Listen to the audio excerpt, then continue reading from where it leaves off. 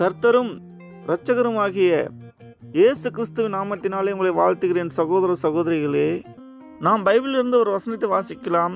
லூக்கா 16ஆம் அதிகாரம் 18ஆம் வசனத்திலிருந்து நாம் வாசிக்கலாம். தன் மனைவியை தள்ளிவிட்டு வேறொருத்தி விவாகம் பண்ணுகிறவன் விபச்சாரம் செய்கிறான். புருஷனாலே தள்ளப்பட்டவளை விவாகம் பண்ணுகிறவனும் விபச்சாரம் செய்கிறான். ஐஸ்வர்யமுள்ள ஒரு மனுஷன் இருந்தான். அவன் இரத்தாம்பரமும் வெளியேற பெற்ற வஸ்திரமும் தரித்து அனுதினமும் சம்பிரமாய் வாழ்ந்து கொண்டிருந்தான். லாசரு என்னும் பேர் கொண்ட ஒரு தரித்திரனும் இருந்தான். அவன் பருக்கள் நிறைந்தவனாய் அந்த ஐஸ்வர்யனுடைய வாசல் அருகே கடந்து அவனுடைய மேஜிலிருந்து விழும் துணுக்கிகளாலே தன் பசியாற்ற ஆசையாயிருந்தான். நாய்கள் வந்து அவன் பருக்களை நக்கிற்று. பின்பு அந்த தரித்திரன் மரித்து தேவதூதரால் ஆபிரகாமுடைய மடியிலே கொண்டு போய் விடப்பட்டான். ஐஸ்வர்யானையும் மரித்து அடக்கம் பண்ணப்பட்டான். பாதாளத்திலே அவன் வேதனைப்படுகிற போது தன் கண்களை ஏறெடுத்து தூரத்திலே ஆபிரகாமையும் அவன் மடியிலே லாசருவையும் கண்டான். அப்பொழுது அவன், தகப்பனாகிய ஆபிரகாமே, நீர் எனக்கு இறங்கி லாசரு தன் விரலின் நுனியை தண்ணீரிலே தோய்த்து என் நாவை குளிர பண்ணும்படி அவனை அனுப்ப வேண்டும். இந்த அக்னி ஜுவாலையில் வேதனைப்படுகிறேனே என்று கூப்பிட்டான். அதற்கு ஆபிரகாம், மகனே, நீ பூமியிலே உயிரோடு இருக்கும் காலத்தில் உன் நன்மைகளை அனுபவித்தாய். லாசருவும் அப்படியே தீமைகளை அனுபவித்தான். அதை நினைத்துக்கொள். இப்பொழுது அவன் தேற்றப்படுகிறான், நீயோ வேதனைப்படுகிறாய்.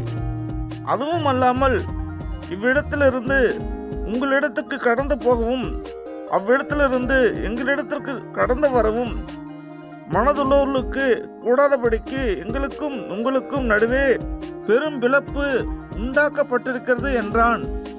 அப்பொழுது அவன், அப்படியானால் தகப்பனே, எனக்கும் 5 பேர் சகோதரர் உண்டு. அவர்களும் வேதனை உள்ள இந்த இடத்துக்கு வராதபடி அவன் போய் அவர்களுக்கு சாட்சியாக அறிவிக்கும் பொருட்டு நீர் அவனை என் தகப்பன் வீட்டுக்கு அனுப்பும்படி உம்மை வேண்டிக் கொள்கிறேன் என்றான். ஆபிரகாம் அவனை நோக்கி, அவர்களுக்கு மோசையும் தீர்க்கதரிசிகளும் உண்டு. அவர்களுக்கு அவர்கள் செவி கொடுக்கட்டும் என்றான். அதற்கு அவன், அப்படியல்ல தகப்பனாகிய ஆபிரகாமே, மரித்தோரிலிருந்து ஒருவன் அவளிடத்துக்கு போனால் மனம் திரும்புவார்கள் என்றான். அதற்கு அவன், அவர்கள் மோசேவுக்கும் தீர்க்கதரிசிகளுக்கும் செவி கொடாவிட்டால் மரித்தோரிலிருந்து ஒருவன் எழுந்து போனாலும் நம்ப மாட்டார்கள் என்று சொன்னான் என்றார். மார்க்கு 13ஆம் அதிகாரம் 7ஆம் வசனத்திலிருந்து நாம் வாசிக்கலாம். யுத்தங்களின் செய்திகளையும் கேள்விப்படும் போது கலங்காதியுங்கள். இவைகள் சம்பவிக்க வேண்டியதே, ஆனாலும் முடிவு உடனே வராது. ஜனத்துக்கு விரோதமாய் ஜனமும் ராஜ்யத்துக்கு விரோதமாய் ராஜ்யமும் எழும்பும். பூமி அதிர்ச்சிகளும் பல இடங்களில் உண்டாகும். பஞ்சங்களும் கலகங்களும் உண்டாகும். இவைகள் வேதனைகளுக்கு ஆரம்பம். நீங்களோ எச்சரிக்கையாக இருங்கள். ஏனெனில் உங்களை ஆலோசனை சங்கங்களுக்கு ஒப்பு கொடுப்பார்கள். நீங்கள் ஜெப ஆலயங்களிலே அடிக்கப்படுவீர்கள்.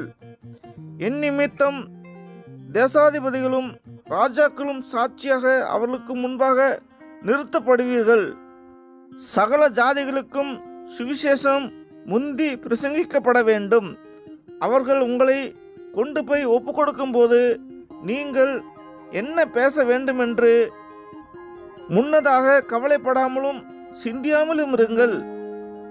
அந்த நாளிகையிலே உங்களுக்கு எது அருள் செய்யப்படுமோ அதையே பேசுங்கள். ஏனெனில் பேசுகிறவர்கள் நீங்கள் அல்ல, பரிசுத்த ஆவியே பேசுகிறவர்.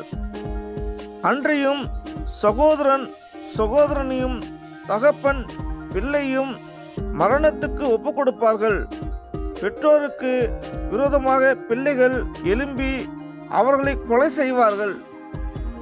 என் நாமத்தின் நிமித்தம் எல்லோராலும் பகைக்கப்படுவீர்கள். முடிவு வரைந்தியும் நிலை நிற்பவனே ரட்சிக்கப்படுவான். ஆமேன். ஹல்லேலூயா. பிரியமான சகோதர சகோதரிகளே, லாசரு என்று பெயர் கொண்ட அந்த தரித்திரனோ பரலோகத்திலே ஆபிரகாமுடைய மடியிலே இருந்தான். உலகத்திலே சுகபமாய் வாழ்ந்த அந்த பணக்காரனோ ஐஸ்வர்யவானோ பாதாளத்தில் ஒரு சொட்டு தண்ணீருக்காக துடித்து கொண்டிருந்தான். அந்த ஐஸ்வர்யவானோ பணக்காரனோ வேதத்துக்கு கீழ்ப்படியவில்லை, பிரசங்கத்துக்கு கீழ்ப்படியவில்லை, ஜெபத்துக்கு கீழ்ப்படியவில்லை. உலகத்திலே சொகுசாய் வாழ்ந்தான். ஆனால் இப்பொழுதோ நரகத்திலே துடித்து கொண்டிருக்கிறான். ஆனால் உலகத்திலே மிகவும் வேதனையோடு துக்கத்தோடு துன்பத்தோடு வாழ்ந்த லாசரு எனப்பட்ட தரித்திரனோ ஆபிரகாமுடைய மடியிலே இருந்தான், பரலோகத்திலே இருந்தான். பிரியமான சகோதர சகோதரிகளே, ஜனத்துக்கு விரோதமாக ஜனமும் ராஜ்யத்துக்கு விரோதமாக ராஜ்யமும் எழும்பும், பூமி அதிர்ச்சிகளும் பல இடங்களிலே உண்டாகும், பஞ்சங்களும் கலகங்களும் உண்டாகும். இவைகள் வேதனைகளுக்கு ஆரம்பம் என்று பார்த்தோம். இது இறுதி கால வேதனை. உலகத்தில் ஐஸ்வர்யவான் சுகபகமாய் வாழ்ந்தான். ஆனால் பாதாளத்தில் ஒரு சொட்டு தண்ணீருக்காக ஆபிரகாம் இடத்துல கெஞ்சினான். இன்னொரு வேதனை கடைசி கால வேதனை, இறுதி கால வேதனை. பிரியமான சகோதர சகோதரிகளே, எதற்கும் பயமில்லை, வேத வசனத்திற்கும் பயமில்லை. துணிகரமான ஒரு வாழ்க்கை, விசுவாசம் இல்லாத வாழ்க்கை, ஜெபம் இல்லாத வாழ்க்கை, வேத புத்தகத்தை திறந்து படிக்காத ஒரு வாழ்க்கை, முழங்கால் படியிடாத ஒரு வாழ்க்கை. பிரியமான சகோதர சகோதரிகளே, கண்டிப்பாக கர்த்தராகிய இயேசு கிறிஸ்துவுக்கு நாம் அனைவரும் கணக்கு ஒப்புவிக்க வேண்டும். கர்த்தராகிய இயேசு கிறிஸ்துவுக்கு முன் நாம் நியாய தீர்ப்பு நாளிலே நிற்க வேண்டும். ஆமேன், ஹல்லேலூயா. ஏசப்பா, நன்றி ராஜா, நன்றி ராஜா, நன்றி கர்த்தாவே, ஜீவனுள்ள தேவனே நன்றி. நேற்றும் இன்றும் என்றும் மாறாதவரே உமக்கு நன்றி, நன்றி, நன்றி கர்த்தாவே, நன்றி ராஜா, நன்றி. அப்பா, உம்முடைய வேத வசனத்துக்கு நாங்கள் செவி சாய்க்க வேண்டும். விசுவாச வாழ்க்கை வாழ வேண்டும். துணிகரமான பாவ வாழ்க்கை நாங்கள் வாழக்கூடாது ஏசப்பா. கல்வாரி சிலுவையில் எங்களுக்கு ரத்த சிந்தினீரே ஏசப்பா, உமக்கு நன்றி, நன்றி, நன்றி. எங்கள் ஜெபத்தை கேட்டு அற்புதம் செய்வதற்காக நன்றி ராஜா, நன்றி கர்த்தாவே, சோத்திரம், சோத்திரம் கர்த்தாவே ராஜா, நன்றி, நன்றி கர்த்தாவே, சோத்திரம். கர்த்தராகிய இயேசு கிறிஸ்து நாமத்தினால் ஜெபிக்கிற எங்கள் நல்ல பிதாவே. ஆமேன், ஆமேன், ஆமேன்.